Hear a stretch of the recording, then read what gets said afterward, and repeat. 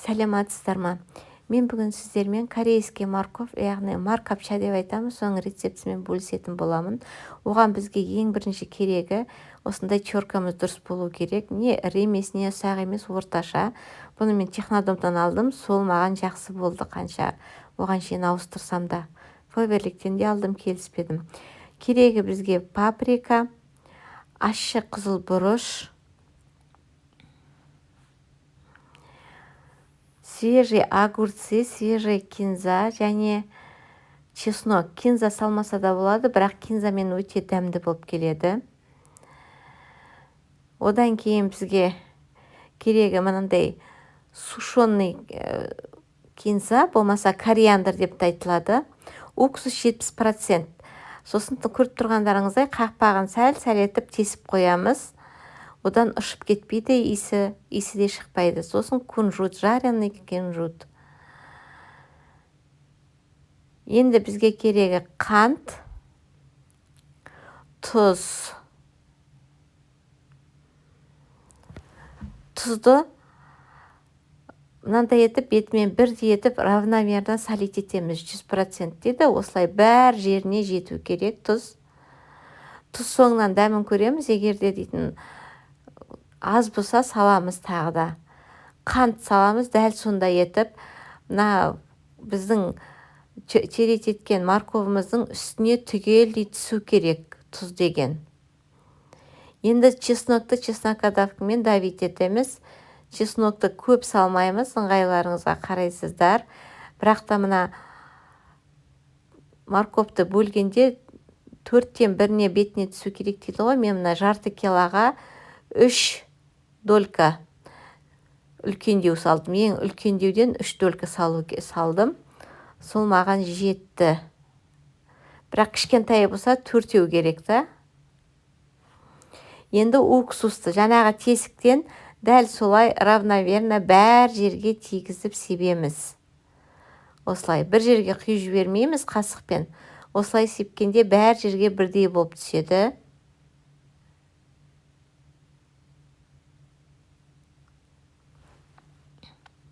Енді араластырамыз. Араластырғанда перчаткамен емес, осындай қолыңызға пакет киіп араластырсаң, өте жақсы араластырылады, езіліп те кетпейді. Енді дәмін көреміз. Осының 4-еуінің несі жетпейді, соны қосамыз. Бұл корейский морковтардың основасы 4-еуі. Бірінші қосып аламыз, одан кейін приправаларымызды не керек соны қоса беруге болады. Маған уксуспен сәл тұз жетпеді, екеуін қостым, араластырдым сәл. Егерде уксус қосқанда қанттарыңыз аз болып жатса, онда қант қосу керек міндетті түрде. Енді кориандр қосамыз, сушеный кинза деген. Бір қасыққа жетпейтін, көп қоспаңыздар. Енді мына кристаллики дейді, солики дейді, ақ болады ғой сататын. Соны қосқандарыңыз абзал, қоспаса да болады, бірақ та қосса жақсы болады. Енді кунжут. Кунжутты 1,5 қасықтай салдым. Кунжутты жақсы көрем, мен өте дәм береді жақсы. Енді дәл ортасына паприка мен красный перец, қызыл ащы перецті саламыз.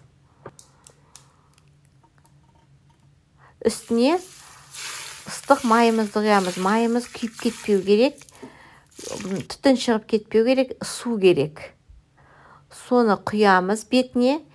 Енді жақсылап араластырамыз пакетпен. Езіп жібермейміз, қолымызбен өте ақырын араластырамыз.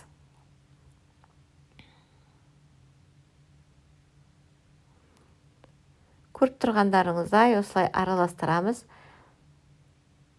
Енді огурцыды кесеміз. Огурцыды кескенде сіздер ойларыңызбен кесулеріңізге болады ұзын етіп, бірақ та осылай огурцыдың жанын алып, қисықта ұзындау етіп кессең, огурцы салаттың ішінде өте әдемі көрінеді. Огурцы көп керек жоқ. Бір үлкен огурцы, болмаса кішкентай огурцы болса, екеуі жетіп қалады. Огурцы бізге тек қана әдемілік үшін керек. Енді свежий кинзаны пышақпен кеспейміз, қолымызбен жұламыз.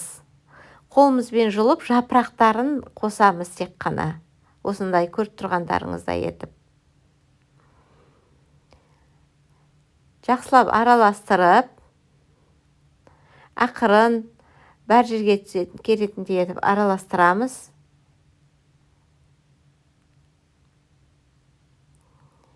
Жасап жатырғанда бұл салаттың иісі үйдің ішін алып, өте дәмді салат болады.